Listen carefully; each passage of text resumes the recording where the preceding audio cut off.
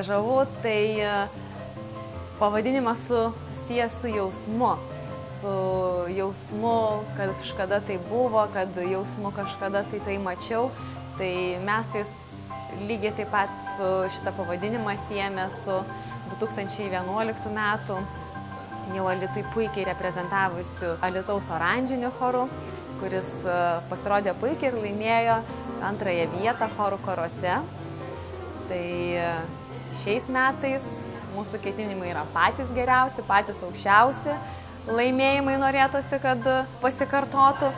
Puikiai choro komanda. Mūsų muzikos vadovė yra Reda Voketaitienė, stilistė Daina Palažėjienė ir mūsų makiažo profesionalė yra Giedrė Bražinskaitė. Turim šaunią komandą, su kuria tikrai pasieksime norimų ir laukiamų rezultatų. Iš tiesų be galo džiaugiuosi, kad teko galimybė dar kartą ateiti čia į chorų karus. Ir šį kartą stengsimės ir padėsiu visiems stengtis ir siekti didžiausią tikslą. Tai jo. O iš tiesų mūsų komanda štai yra be galo nuostabi. Daug entuziastingų žmonių, gražių, darbščių ir be galo balsingų.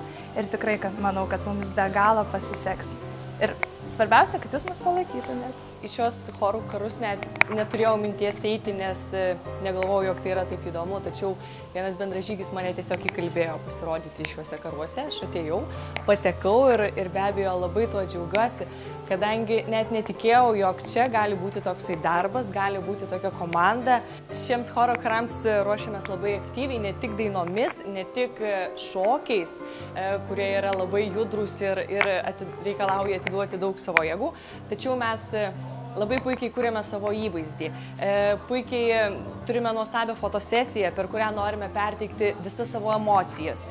Pasirodyti, kokie mes esame žavūs, gražūs, nes vis dėlto šis Alytaus choras pasirodo 2 kartą ir mes tai akcentuojame, kaip lyg tai būtų dežavu, tačiau mes sieksime, jog tai nebūtų dežavu, o jog mes pasiektume 1 vietą, o ne 2 kaip oranžinis. Šį sezoną mūsų siekiai yra patys aukščiausi. Mes sieksime finalo ir be abejo sieksime nugalėti.